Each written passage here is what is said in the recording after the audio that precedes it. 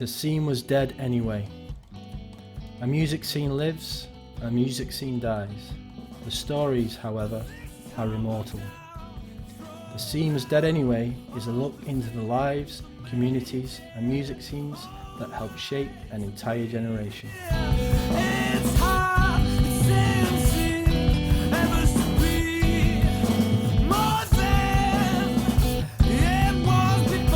Hello and welcome to The Scene Was Dead Anyway. I'm your host, Rick Walland. This is episode number 17, and today I'm joined by Neil Jarvis of Sprinters. In the words of Icecapades, Sprinters is the brainchild of Manchester-based songwriter Neil Jarvis. Originally hailing from Wigan, Jarvis has been releasing music under his own name since 2012 and is a regular fixture on the Manchester music scene. After years spent playing solo, he slowly started to recruit a backing band for live shows before settling with a permanent band and forming Sprinters in late 2015. These are Jarvis himself, Jon Hodson on bass, Mark Stevenson on drums and Jason Hughes on guitar. Over the past 2 years, Sprinters have forged a reputation as one of the most thrilling live acts in the city and have played support slots for high-profile acts such as the Monochrome Set, Chastity Belt, Wave and La Luz, as well as shows all over the UK under their own steam. In 2015, they released the debut single on Blak Hand Records, which received critical acclaim from the likes of The Skinny, who described the single as possessing the sort of hazy, warm, pared-down cookery of real estate. Sprinters is the band's first studio effort and was recorded mostly live in Wigan throughout 2016 with friends of the band, local engineer Steve Jones. Comprised of a selection of songs from Jarvis's solo albums and new material, the record proved to be the labour of love, taking just under 12 months to piece together. Sprinters have emerged triumphant with a pure departure record, heavy on hooks, melodic and lyrical interplay, and a more clear and honed sound than their previous lo-fi recordings. Jarvis cites some of his major influences for the process as The Replacements, Pavement, Neil Young and The Velvet Underground. Before we start, if you're watching on YouTube, please could you like and subscribe to my channel to help the podcast grow. If you're listening on Apple iTunes, please could you leave a review under the ratings and review section. You can also find me on Facebook, Instagram and Twitter by searching The Scene Was Dead Anyway.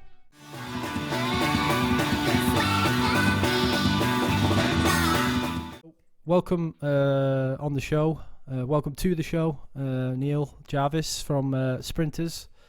Yeah, so thanks for coming on. And how's it going? Thanks for having me, Rick. Yeah, it's good. It's going good. It's going good. As good as it can be. Yeah. In how are you coping with pandemic life and getting by? Yeah, getting by. Missing my friends.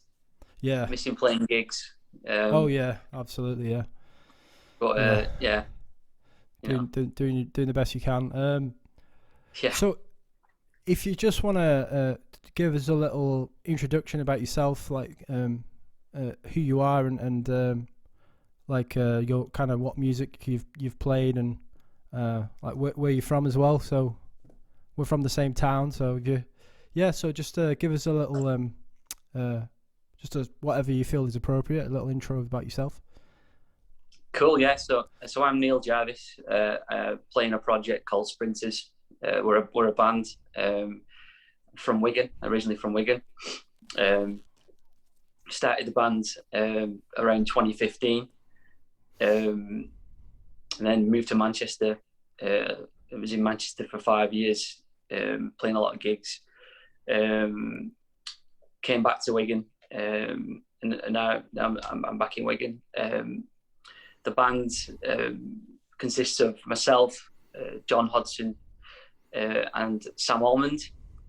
At the minute, we're a 3-piece. We usually play as a 4-piece. Yeah. So we'll get to it a bit later, but is it Jason?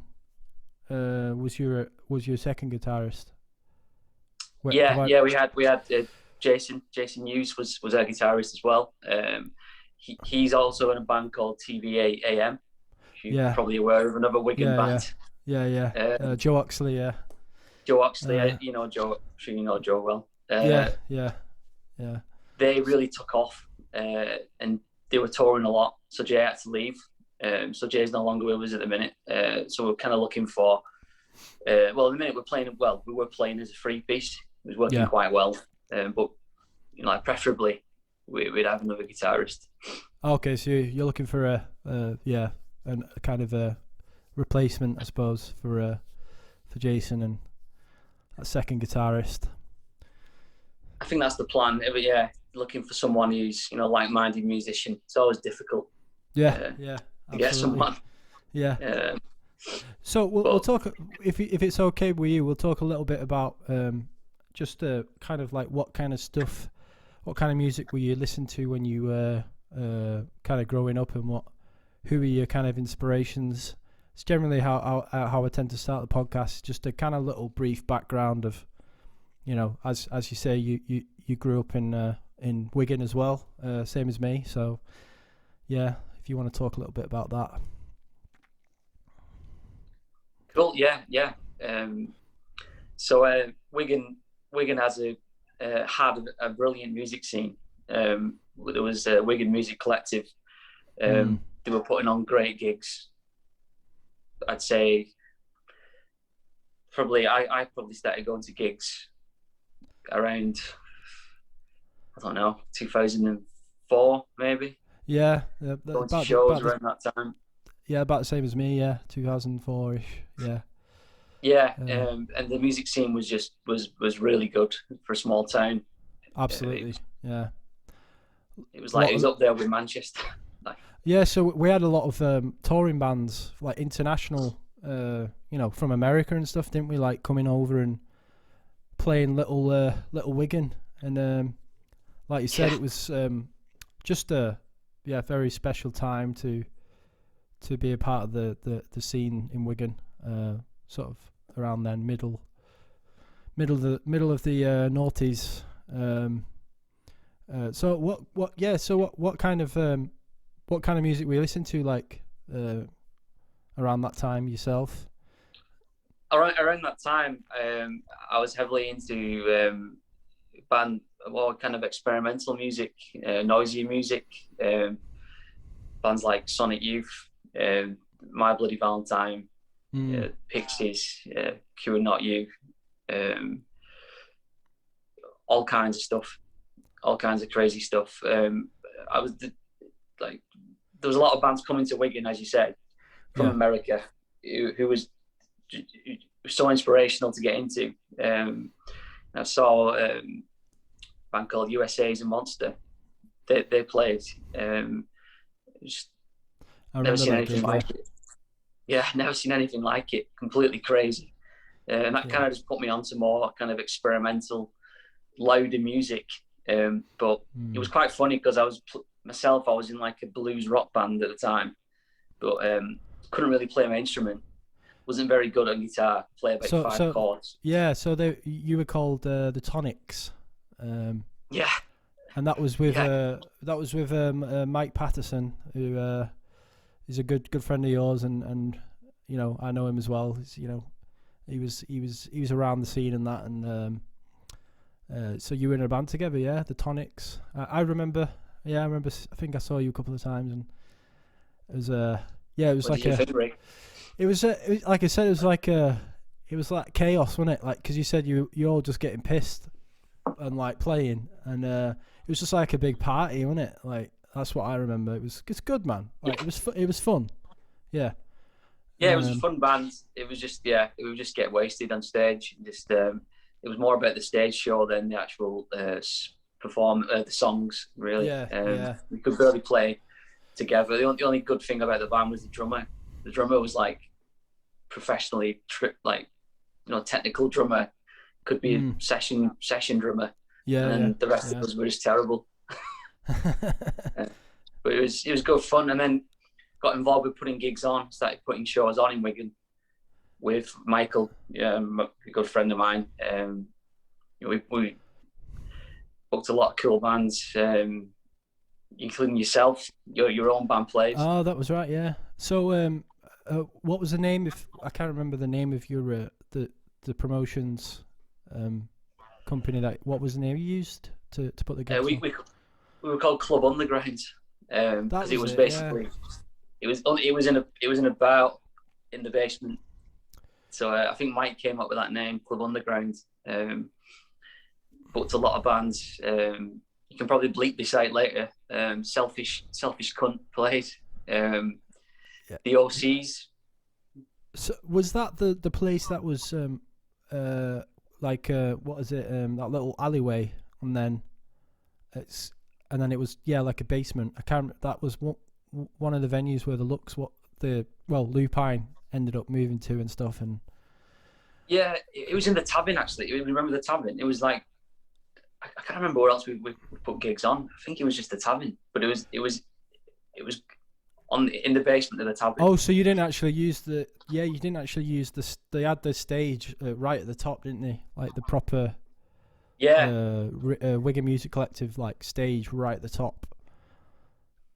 The main room, we only used that once. Our best signing, the best gig we put on was DOC's, and that was 2008. No one turned up. I think there was more people in bands in the audience than there was actually, paying customers. I remember the I think the first time they came, and I think one of them was like, I don't know if you remember, but she was like jumping on people with a bottle of wine and like pouring it into people's mouths, and she like jumped up on me and was pouring it, and it was just like, it was a proper crazy gig, and I think one of the guys nearly got into a fight with some guy in the audience. And she on roller skates? Was she on roller skates? Yeah. She had like curly brown hair. Yeah. I think that was Coach Whips. John Dwyer's other band, Coach Whips, wasn't it? Yeah, it might have been Coach Whips actually. Yeah, because I know that guy's done a few different projects, hasn't he? Like Orange and is it Brown and Orange, and then Coach Whips, OCs. He's pretty he's a pretty big name on the kind of underground scene, isn't he? Like in Providence. Yeah, definitely. I mean, he's a big inspiration to me in terms of if you keep at it, eventually someone will listen. I'm just going to keep at it. I mean, by the time the OCs took off, he was in his early 40s when the OCs actually off. Now they're pretty big. He's probably pushing 50. He's probably pushing 50. Yeah. No, they've been around for a while, and I remember they played a few of the ATPs as well. I think I saw them once there, and just always like a great live band. I think just loads of energy and stuff, and so that would you say the reason why you got into all that kind of experimental music and stuff was because of the Wigan music scene at that time with the bands that were coming through? Definitely. We go out in Manchester sometimes when we were students, and it was just all like indie bars. I think if we lived in Manchester, we wouldn't have been exposed to that type of music. But because we lived in Wigan, we saw a lot of out there crazy bands, and it just got me into a lot of different stuff. So definitely Wigan played a part in that. Definitely. I think also because there was only sort of like two venues really in Wigan, weren't there? Like Tavern and the Old Lux Club, and Tudor had a few bands on as well. But I think those two are the main, Dylan and Sean, and then Wigan Music Collective. They were the two kind of big promoters at the time. Obviously Dylan brought Baby Shambles and that, and Arctic Monkeys, didn't he, to Wigan as well? So I think we were spoiled, really. We were spoiled. Dylan was brilliant. did so much Yeah. for Wigan, brought so many great bands. Oh yeah. I remember him. Yeah. He brought the Fall, and I missed that. I don't know why I didn't go to that. Oh, The I Fall didn't know played, that. Yeah. Yeah. He played Club Nirvana, apparently. Oh, okay. Yeah. Yeah. So that was the kind of the last after the Old Lux, wasn't it? They moved to, I think they moved to that basement one. Then they moved to Club Nirvana. Yeah. But yeah, we mentioned in a episode, my second episode with Dave McMahon, like talked a lot about the Old Lux Club, and like the Selfish Cunt gig. That was, that was crazy, and just a lot of really like crazy gigs at that place, and the owner was like, he was a character, when Mike, he was called, I think. He was a character, yeah. He was nuts. He was just as nuts as the bands they were putting on. Yeah. But he just kept barring people like bands and stuff, and but somehow they just kept coming back.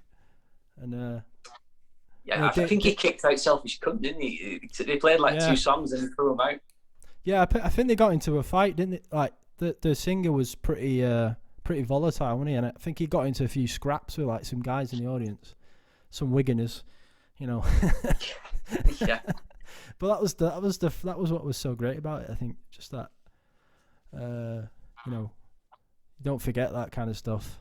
It's a shame, obviously, that all that's all been it's all flattened now, and it's all Grand Arcade and whatever. Yeah, it's all no longer there. But yeah, let's I guess we can start with the kind of beginning stages of Sprinters. I know we're kind of fast forwarding quite a lot from that time, because there was quite a bit of time in between Tonics, and I guess you were just starting to write your own kind of tunes. Is that how it started, Sprinters? Yeah, so like after the Tonics, I was in like a noise band with a friend, and we were doing like kind of like stuff like Lightning Bolt and that fucking tank. We were just ripping off that fucking tank, basically. That's what we did. Bomber Harris. Bomber Harris, which probably now is very PC. We'd probably get cancelled now with that name. So it was with Gordon on the kit, wasn't it? Gordon. Yeah, good friend of mine. And I would just make him do disco beats, and I just play like octave. Gordon play a disco beat. Yeah, every beat was a disco beat, and then he'd fly an octave pedal for a rap. Just really distorted, noisy stuff. But I didn't really have the confidence to sing then. Didn't think I could sing. Yeah. And then after that band, I started playing solo as Neil Jarvis. That's when really started to sing. I released a couple of cassettes under my own name, Neil Jarvis. And then started playing live, got a backing band. John eventually joined Neil Jarvis band, and then after a couple of years of touring, like playing a lot of gigs in Manchester all the time, we realised it was becoming more of a band. Yeah. So that's when Sprinters kind of kicked off. And so, what about the name? I mean, like you said, so initially you didn't really, it wasn't called Sprinters to start with. When did you come up with the name, and that was kind of when it really started as the band? Yeah, that was, I spent about a year to maybe 2 years trying to come up with a band name, and I overthink everything, and just couldn't come up with a good band name, and I can't remember. One we almost were called Weird Light. Weird Light. That was going to be our name, but thank God we didn't use that. And then I just came up with Sprinters. I don't know where it came from. It just rolls off your tongue. It's really nice. Yeah, I like it. Yeah. It sounds. I think it's a cool sounding name. And it. Yeah, I released a cassette first as Sprinters. It was more just me though, just like instrumentals and stuff like that. So that was called Float Along. Was that? Yeah, Float Along. Yeah, so that was sort of. I mean, it says on Bandcamp released 2015, but I guess a lot of the songs go back quite a bit further than that. So that one you recorded. Did you just record that yourself on that album? Yeah. So that was on the 4-track. So I just used like Neil Jarvis and Sprinter's early stuff was all 4-track. So that was 4-track cassette recorder, an old Casio keyboard, acoustic guitar with like a flanger, like a drum machine, just really basic stuff. And it was all like kind of vibey music inspired by kind of a musical scene that was going around at the time. I think they call it like hypnagogic pop. Yeah, that was kind of inspired by that. And then at that point we had songs more like band-based songs, like less kind of ambient thrown-y. I was writing more poppier, like linear songs with you could sing, and just realised it'd be better if I had a band. And that's when we kind of started working on, like getting a band together, putting the songs in a live kind of setting, started playing. Yeah. So if I will play a few tracks off this, if that's okay. This track is called Big Dipper, second track off Float Along.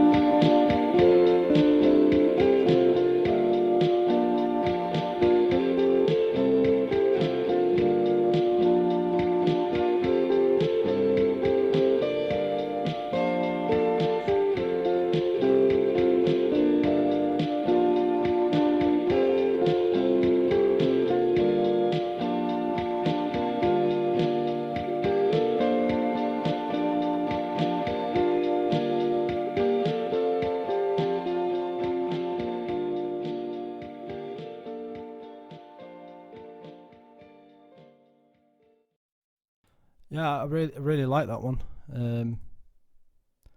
Cool. It just makes me it's just like a really happy, warm, kind of fuzzy feeling when I'm listening to it. It's got that, very kind of like I'm a big kind of beach house, Best Coast fan, so like the kind of shoegazy stuff and dreamy, kind of like dream pop, I suppose. So what do you think about like now that you listen to it back, this track in particular? And I still like it. I'm pretty proud of that album. It's some of your older music you listen back to and you kind of cringe, but it's still it's still nice to listen to.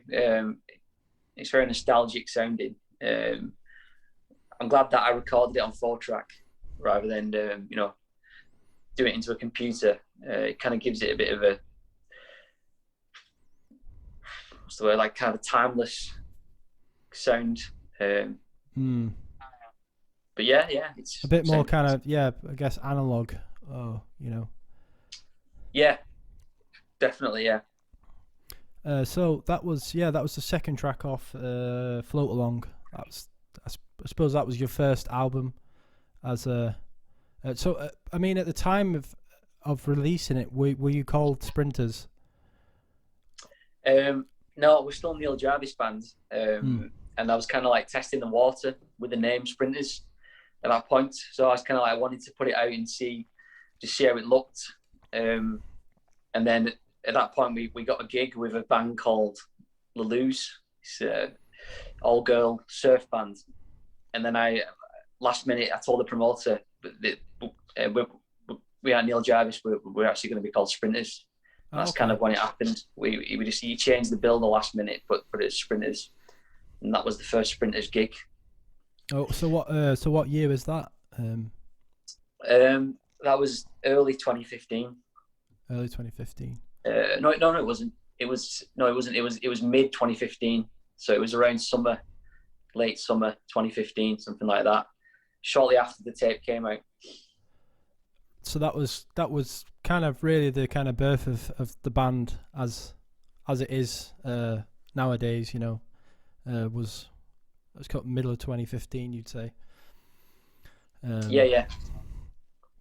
Okay, let's play track 5, Spring Jam. I'll just pull that up now.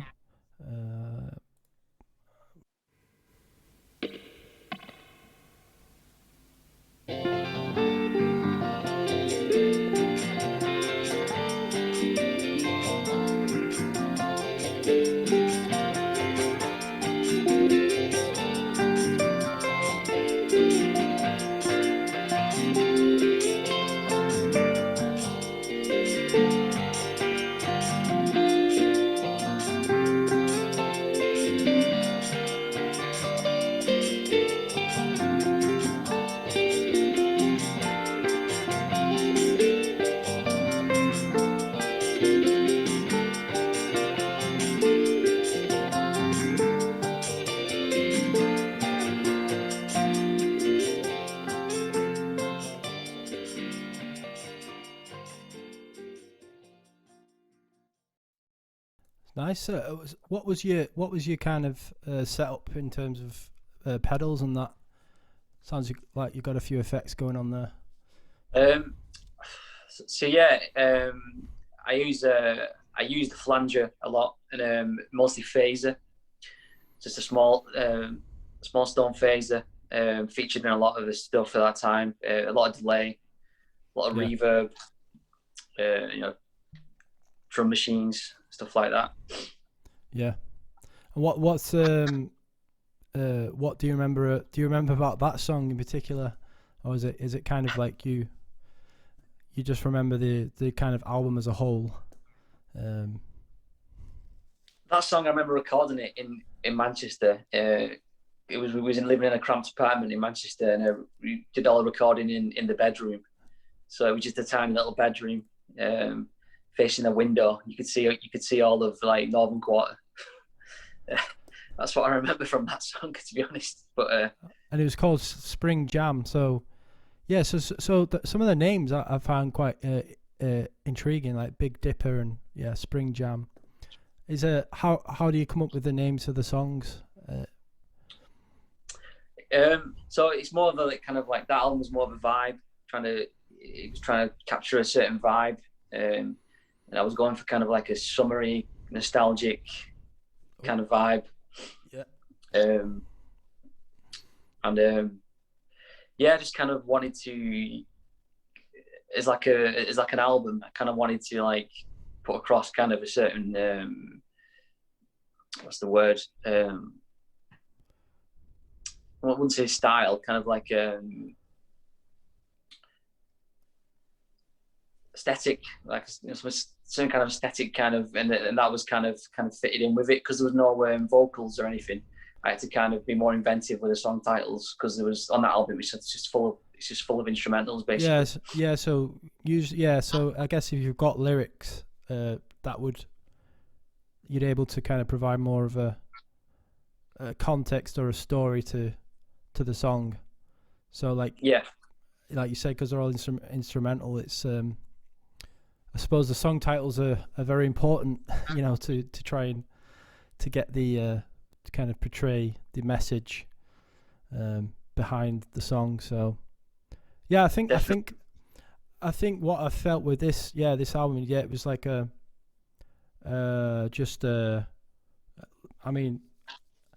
guess the album name really kind of sums it up. It feels like you're floating along, doesn't it? It's like just a really fuzzy, happy, poppy kind of sounding album. Just really nice to listen to, and just and I guess that would form the basis of what your sound would be, what it is today. But I guess you had to kind of change that like you said, you had to kind of change the approach a little bit to make it into a band context. So what was your what was the decision to get the band together? Was it I mean, we initially, I guess, were you happy just playing solo, or were you like, I kind of want to make this into a band, you know? Yeah, I was playing a lot of gigs solo with very insecure about the vocals. So I had loads of reverb and effects on the vocals. And a lot of people were coming up to me saying, you should get a band. It would sound better with a band. And kind of knew it would sound better with a band. But just kind of wanted to do it more experimental at first, doing a lot of like ambient. You know, some gigs I'd be sat on the floor, won't even be standing up, just with a keyboard or whatever. And then when the songs started coming, started actually writing proper songs, learning to sing in tune, which I'm still learning today. Yeah. That's when I thought, it would be a lot better with a band. Got a band together, and then I realised, this is it. It sounds so much better. So do you remember some of your first kind of rehearsals, and where were you rehearsing initially? Where did you start to meet up with the guys? So I've had so many people. All people comment on like my band. They say like it's like The Fall. So many people have been in it. I counted about a year ago. Yeah, I did a count. I think there's about 25 people have been in it. Oh, really? Okay. Coming and going. Yeah. But we'd rehearse in Wigan. We'd always rehearse in Wigan. And then when I moved to Manchester, I'd still come back to Wigan and rehearse. We'd do it in Wigan. At one point, I had a guy who was playing guitar, but he was playing bass, but on his guitar. You'd use like a pedal, and he'd play it through a bass amp. That didn't work out then, I guess. That was not particularly. No. It wasn't that good. It wasn't that good, to be honest. I had a great songwriter in the band. Who was in the band like probably like the whole first album into the second album. Mark Stevenson, fantastic songwriter, but he was on drums. He was playing drums, but I just wanted him in the band because he was a good addition to have, and he'd give me he just brought a lot of good vibes. And he learned drums as he went along. Okay, and so what happened with Mark then? Why he didn't? He moved away. Okay. So he had to leave the band. But we got a really great drummer after that. Our current drummer Sam, he's fantastic, and he's a great musician. He can play. He's a multi-instrumentalist. So he can play everything. He's another good signing for the band, really. And how did you find Sam then? So I knew Sam from putting gigs on, and he was in a band called Cactus Knife from Chorley, really good band from Chorley. They broke up, and I kind of poached him really from Cactus Knife. Yeah. That's what you do, innit? You poach musicians. That's how it works. Really. Yeah, definitely, man. Why not? I guess it worked out in the end, so it was worth it. So let's play one more off that first album. So this one is called it's track 7, CC.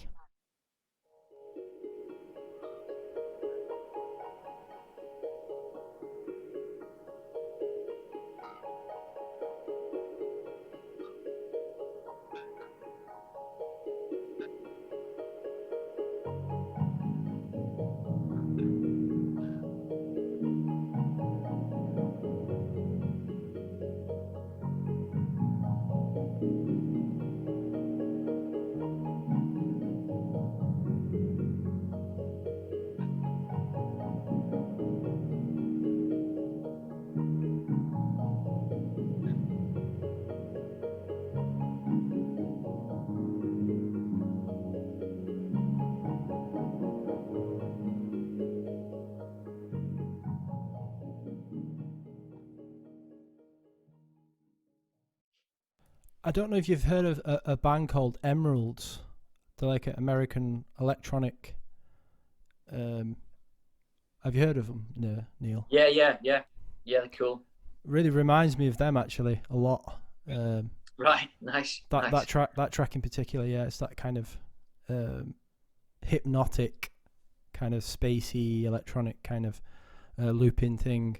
I love it though. I managed to see him at ATP once, and always really like their stuff. So yeah, that track for me was that's what it kind of reminded me of Emeralds. Awesome. What do you think about that track then? It's a funny one because that one called it CC because I don't know if you've ever played a computer game. I'm not into computer games, but I used to be into Final Fantasy VII. You ever play that PlayStation game? Yeah. And that song just reminded me of that game. And there was a level on it called Cosmo Canyon. And so I called that's it the CC. Cosmo Canyon. Yeah, Cosmo basically. I like that though. That connection you've made. Yeah, you made to a game that you used to play. I like those little kind of backstories like that.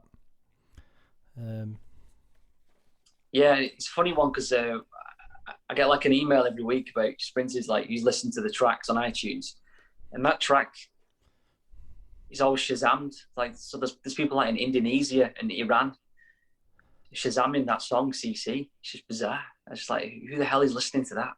They must connect with that. They must be finding some kind of connection with it or something. I don't know. So what would be the context for them hearing that song then?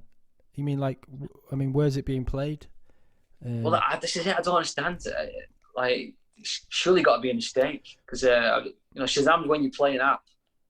Is it when you can like recognize a song and you put it on and it tells you who it is? Yeah. It's just the random countries. It's just so weird.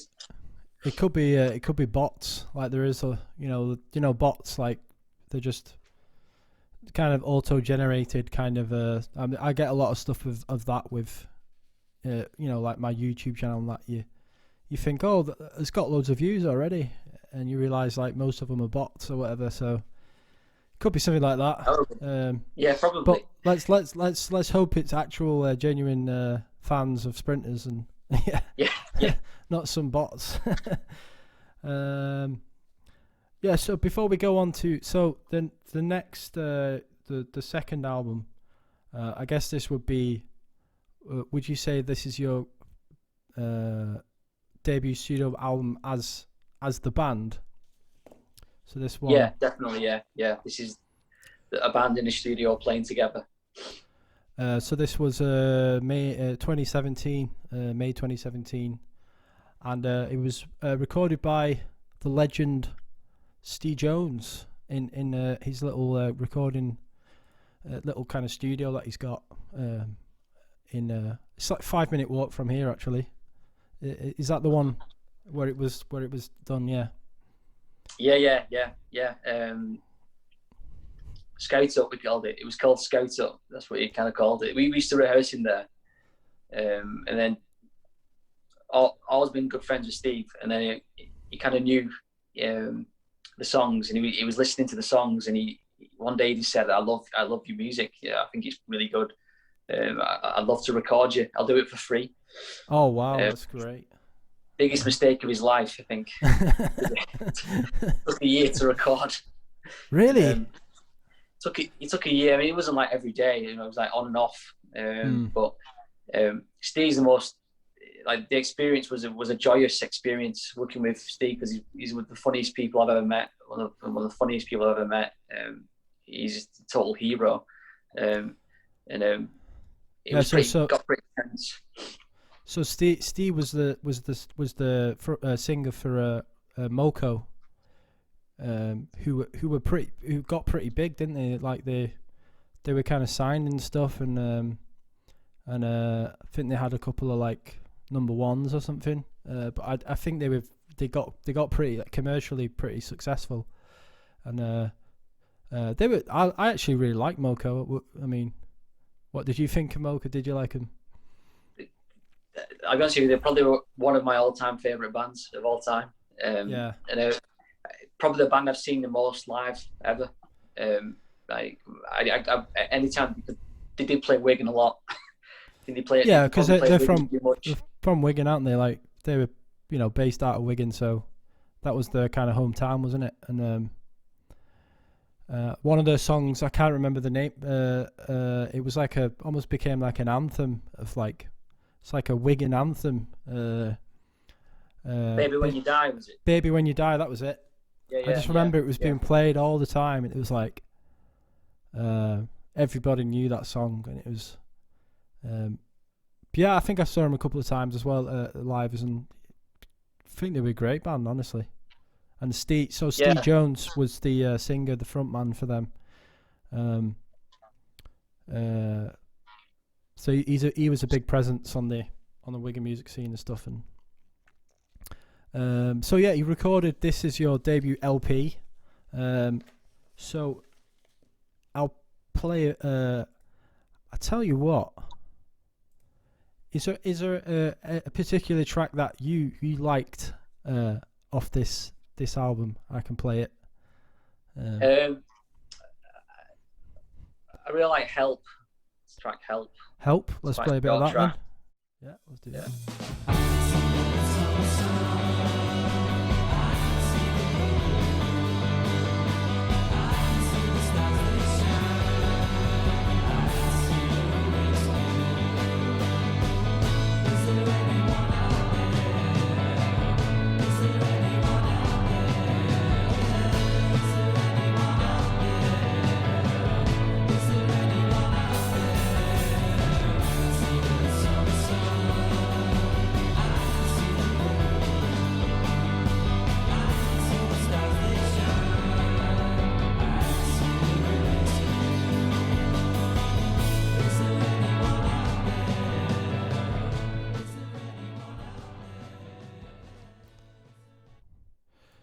So that was third track, Help, off self-titled album, Sprinters. Just for if anybody wants to, check it out. So was there a reason that you just went with the self-titled name for the album, or did you kind of think about? Yeah, I don't know. I think kind of like I like a lot of classic albums what are self-titled. I've always been into the idea of having a self-titled album, and it's weird because I think the main reason was because that album was actually made up of songs from the Neil Jarvis cassettes. So it came from two cassettes, really. It was like the best songs from the two cassettes. So I didn't really feel comfortable giving it a title from those cassettes. So kind of Sprinters was kind of an indifferent title, really, because it was really a collection of songs from previous like material I've done like a year or two earlier. So kind of Sprinters covered it, really. Yeah, and I think I can see hear a noticeable difference between that and the first album. It's you've got the whole it's like a band now, isn't it? So it's I guess there's more structure to the songs, a bit more cohesive. I guess more complete sound. That's my kind of feeling about this one. We'll play. We'll do track number 7. Lorette Train. Play a bit of that one.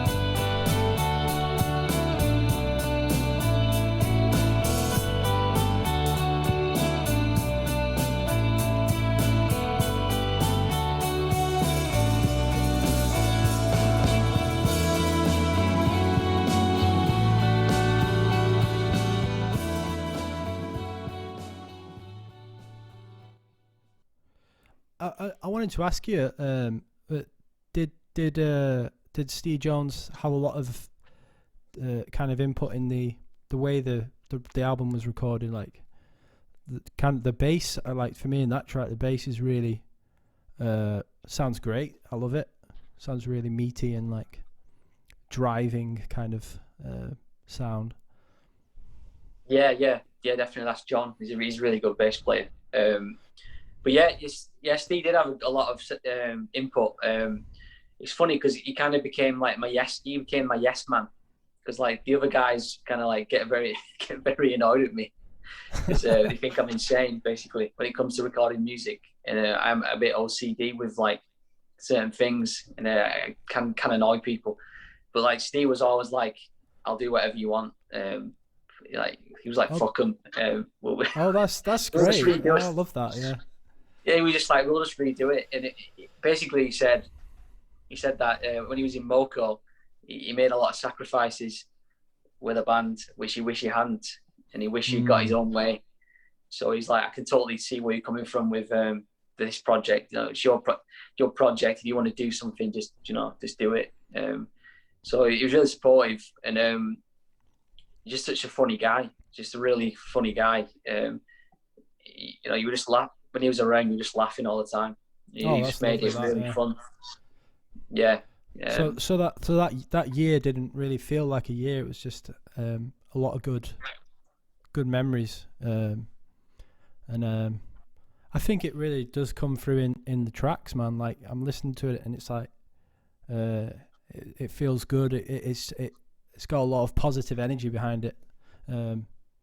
Still taking a lot from the album, like it makes you feel warm and fuzzy inside, that kind of feeling.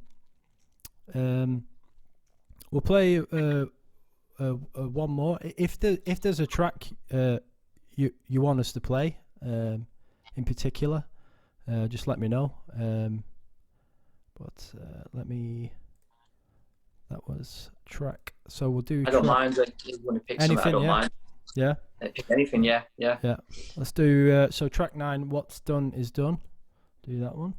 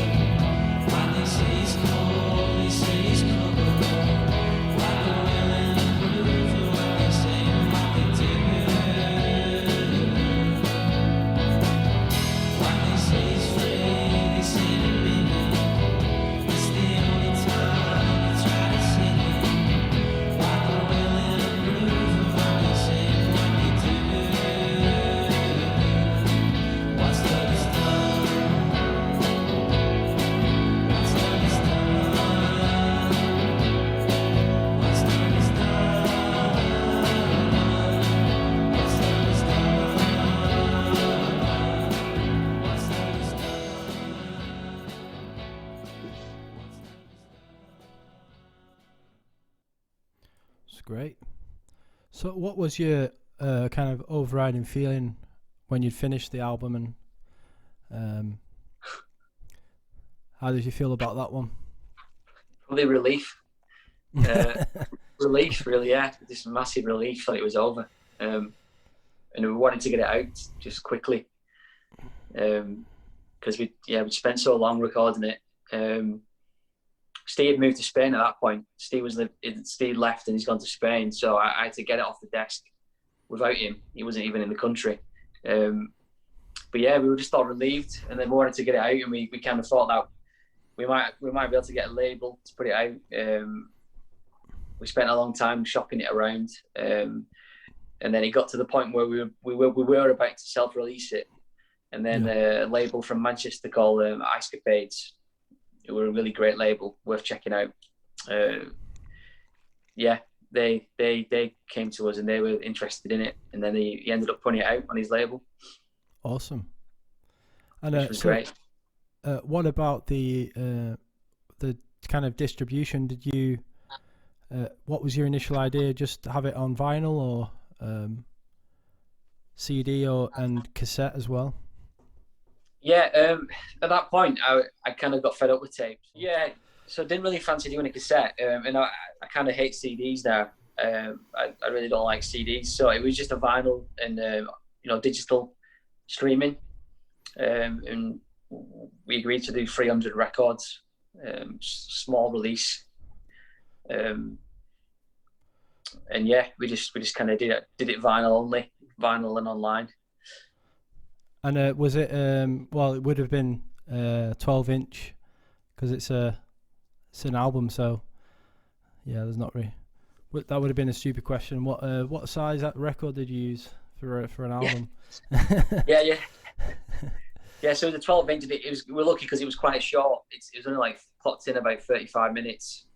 As you probably know, anything over 40 minutes, it's going to start to the sound will deteriorate a little bit, sound worse.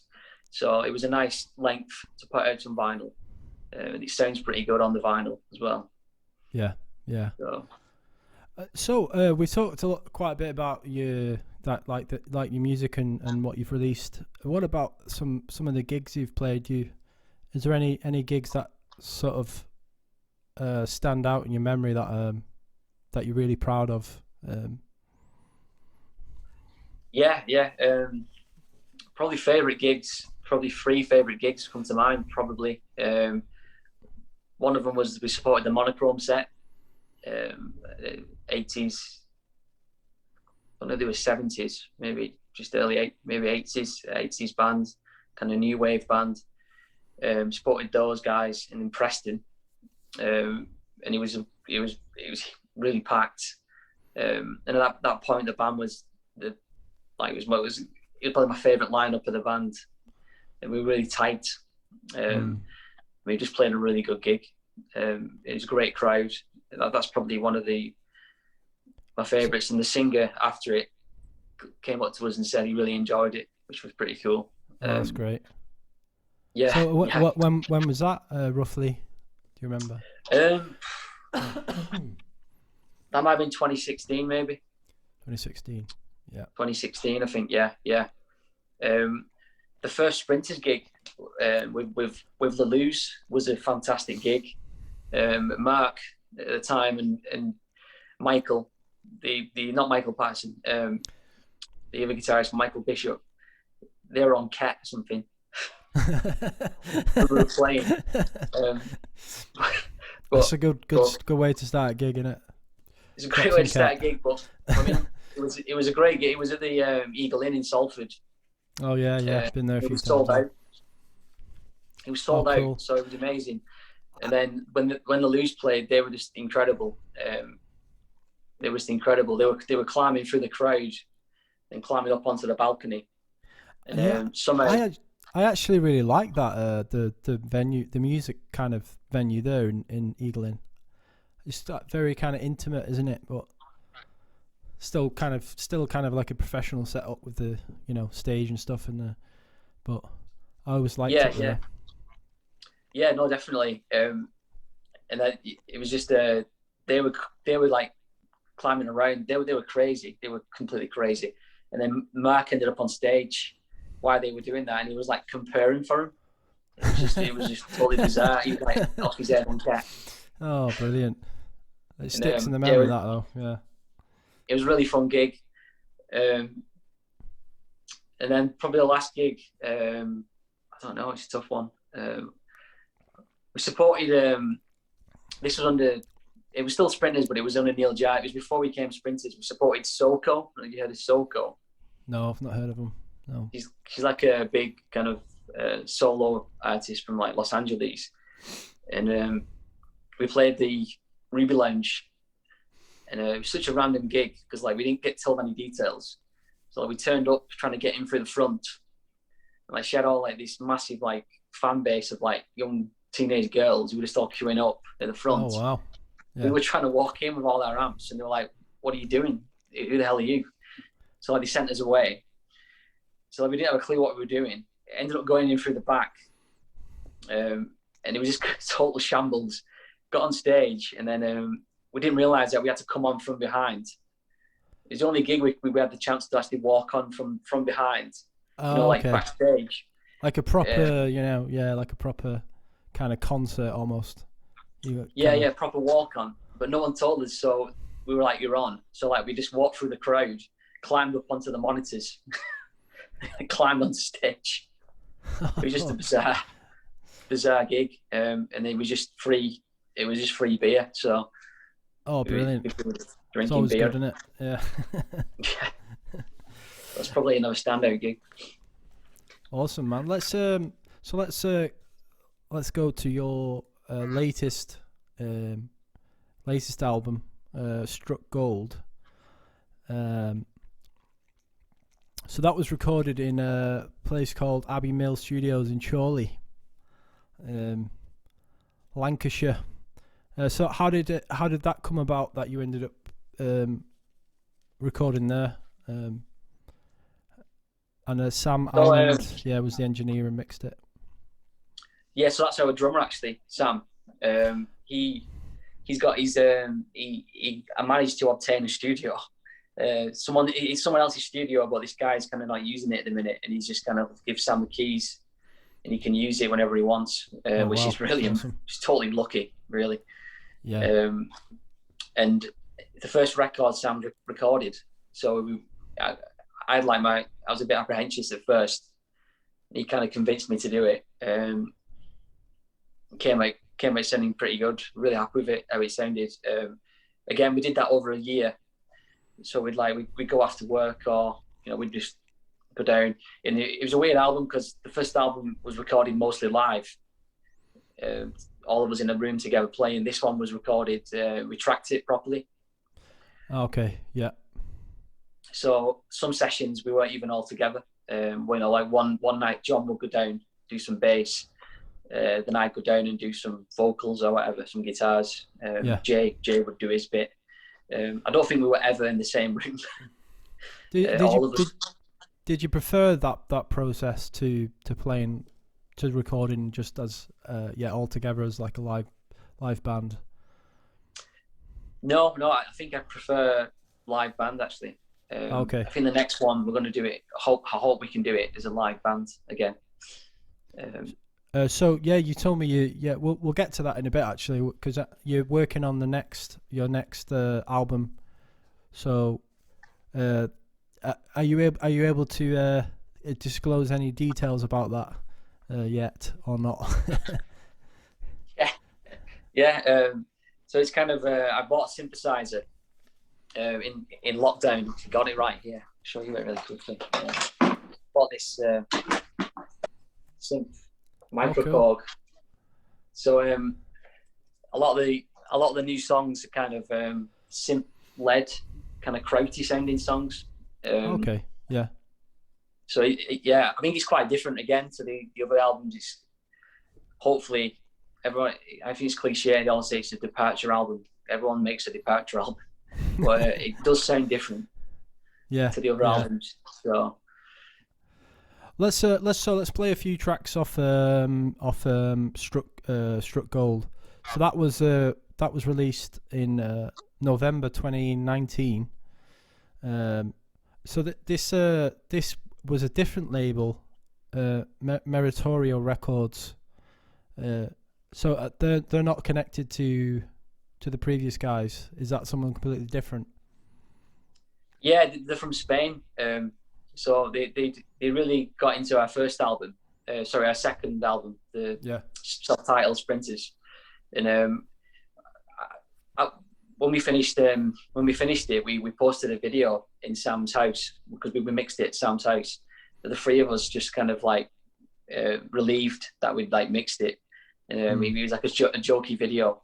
And he saw the video and he sent me a message straight away saying, "Is anyone putting this out?" And I said, I'm not sure yet. Possibly Escapades will be putting it out. And he said that, please let me put it out. Really want to put it out. Oh, that's great. He not even listened to it.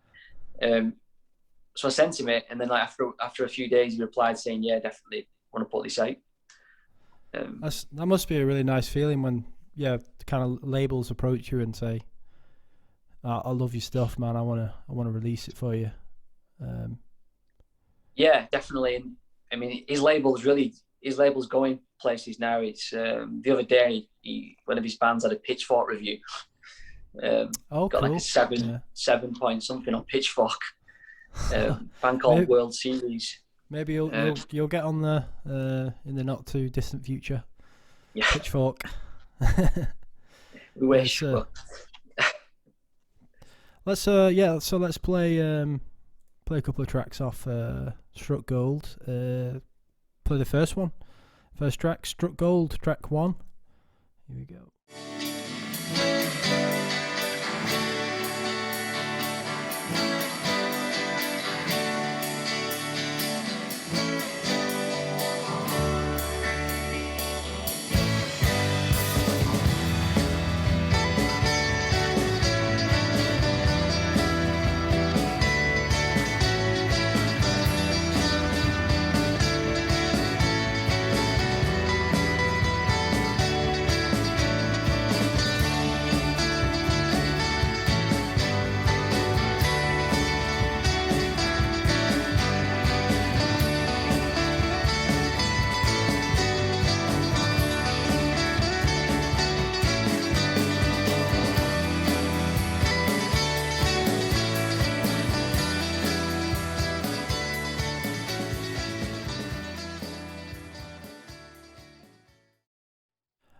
So what? At what point was it when Jason left? Is he playing on this? He's not playing on this album. Yeah, he actually played on that album, and then he left shortly after it. So he plays on most tracks. And there's like 1 or 2 tracks he didn't play on, but he does feature on that album. His guitar's he's got quite a signature sound as well, so you can tell it's his style when he's playing on it. So is he playing the kind of motif, like the almost like the melody on the guitar, and you're doing the kind of the chords? On that one, no, that one was just me, just all me on that one. But he plays a lot of the rhythm, but the way he plays it, he does a lot of interesting things with it. So like on a track called "It's Gone," you can hear it. He's got a nice surfy kind of twang to it. Let's play a bit. We'll play a bit of "It's Gone." Go for that.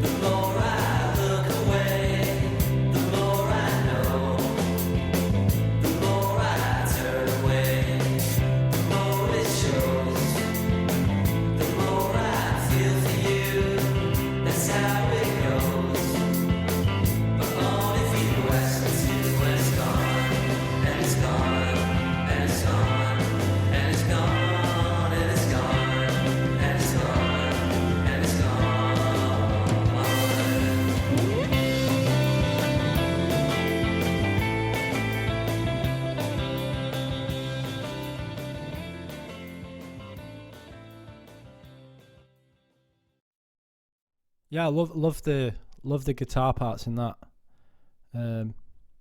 Just kind of bouncing off each other really well. And cheers. But that's Jay on the surfy, the surfy swells, and like the twangy bits in the verses as well. That's Jay's kind of contribution to the song.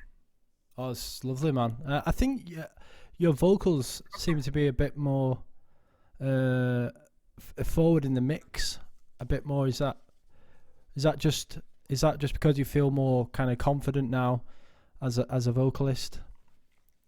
That's probably something I regret, to be honest. I wish they were a bit lower in the mix. When we were mixing it, we were kind of like we had a bit of a time. It was like kind of on a time schedule.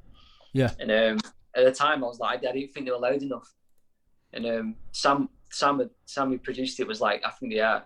And I was like, no, make them louder. And I totally regret it. Totally regret it. Some of the songs that I struggle to listen to because I just think, oh man, I wish the vocals were lower in the mix. Yeah. But we might remix it after like 10 years or something. Yeah. Do the whole remastered thing. Yeah. That every band does. Remaster. Yeah. That's it. Great, man. So what you're working on? I mean, I guess with the pandemic, it's obviously put a hold on a lot of the kind of stuff that you can do, gigs and rehearsing and stuff. So what you up to these days with the band? Well, actually, I've written a solo album, and that I'm going to release a single next week, surprisingly. So that's coming out next week. Is that will that just be released under your name, just Neil Jarvis, or? Yeah, it's just going to be Neil Jarvis, just a single. I've got like a little label, put stuff out on occasionally, so I'm going to put that out, and that's kind of acoustic stuff with Nice. It's kind of like Daniel Johnston. Everyone keeps saying it sounds like Daniel. I've sent a few tracks around, and they all say it sounds like Daniel Johnston. So yeah. And in terms of sprinters, just writing a lot. I did scrap. I had like 6 songs which I've scrapped because they kind of sound like the first 2 sprinters albums, and I wanted to do something a bit different. So I've decided that I'm going to scrap them, and I started again about 3 or 4 months ago, and yeah, just trying to get some like 10 songs together. I think they're going to be longer. I think the songs will be longer on this album, so it might have to be a shorter album, maybe 9 or 10 songs, because the tracks might be 5-6 minute songs maybe. Oh, okay. Yeah. Well, looking forward to hearing your solo stuff and obviously, yeah, once things get back to normal, I guess, yeah, get some gigs going again. And what would your kind of dream be then? If there was no limitations on anything, what kind of festivals would you want to play in? What's your goals? It could be anything. I'd just be in the Rolling Stones between 1969 to 1972, yeah. Probably. That would be my dream. But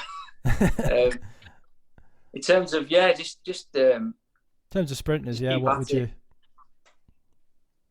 would you like to do with sprinters? Like, I mean, if you had no limitations and just more exposure. I think you've got to be lucky. You need luck. And I think luck's a massive part of it. And yeah, definitely get lucky. I love some radio play. We've had a little bit, but I'd love some more radio play. Like a 6 music session would be a dream. Yeah, absolutely, man. Yeah. But I think if you keep at something long enough, people will realise, oh, actually, these guys are actually serious. Maybe there's something in this. So yeah, I think the music industry has changed a lot, though, hasn't it? It's in some ways good and a lot of ways bad. With the whole Spotify, kind of undercutting all the bands and artists.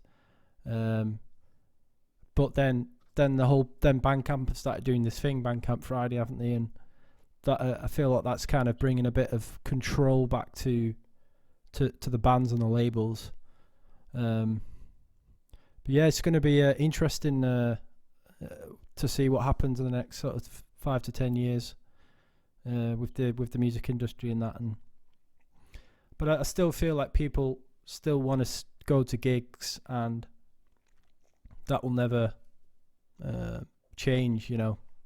No big kind of corporate company can come in and change that, and you know, we still want to have that connection with the band and the audience and stuff. So, yeah, definitely. And I think I don't know. We've had so many offers to play like online gigs during the pandemic, and I've declined all of them because it's not for me. You know, like playing over a mobile phone or through your laptop. I agree, man. I don't think I've seen one. I've not seen one stream, like, just because it just, I don't know, man. It's just not the same. No. Like the gig experience is, you just can't recreate it in that way. Because sometimes it doesn't feel like it's not just about the music. It's like it's seeing the band and like feeling their energy, like their energy that they're giving off. That can be a big part of why you like a band, I think. Not just the music, you know, not just the notes they're producing or whatever from their instruments. Definitely, yeah, definitely. Which you can't get through a stream. So, yeah, can't wait for it to get back to normal. Yeah, me too. So, last question: three records that change your life. If you've got any off the top of your head, or yeah, it's a tricky question, but there's a lot, but there's definitely a few that come to mind. One is one of my all-time favorite bands, The Replacements, an 80s band from the 80s. They've got an album called Tim, which came out in 1985. I got into that around when I was in uni, and it just changed my life, like musically. Put me on to. It was just so different to anything else I'd listened to. I was into a lot of 80s, like, you know, Pixies and the Smiths, Sonic Youth, stuff like that. But when I heard these guys, it was like the next classic rock band of like the 80s for me. Probably one of the most underrated songwriters ever, Paul Westerberg. Don't know if you've ever listened to him, but worth checking out. Really, really great lyricist. That's great, man. Replacements. I'll check that album out, definitely. Yeah. So have you got a couple more? Another one was Beck, Mellow Gold, first Beck album. Got into that in college. Just like turned me on to like lo-fi music, and the range of styles on that album is crazy. Such as like it was like funk, disco, country, rock, rockabilly. Did it all himself on 4-track when he was about 15 or something. Great. That big song Loser was the big single on it, but that was like really influential album for me growing up. Probably Velvet Underground and Nico, the one with the banana on it. When I heard that just blew me away. It was like just floored me, that album. Just an amazing album. And still sounds great today. Still sounds fresh. Like Lou Reed's kind of like made me realize that you don't have to be a great singer. You know, like to sing, you can like get away with, you know, like the way a monotone kind of vocal. And I just, you know, like really simplistic as well. That's pretty much everything. So Cool. Thank you for coming on the show, Neil. Thank you for listening and thank you for watching. Big thanks to my guest Neil Jarvis of Sprinters for coming on the show. Next up is Tim Cedar of Part Chimp. I'm sure a lot of you know Part Chimp, so don't need to really introduce that guy.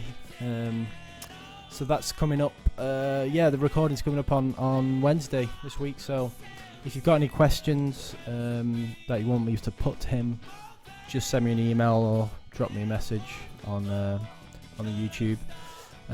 So that's next up. If you're watching on YouTube, please could you like and subscribe to my channel to help the podcast grow. If you're listening on Apple iTunes, please could you leave a review under the ratings and review section. You can also find me on Facebook, Instagram and Twitter by searching The Scene Was Dead Anyway. Thank you for listening and thank you for watching. I'm your host Rick Walland and you were listening to The Scene Was Dead Anyway.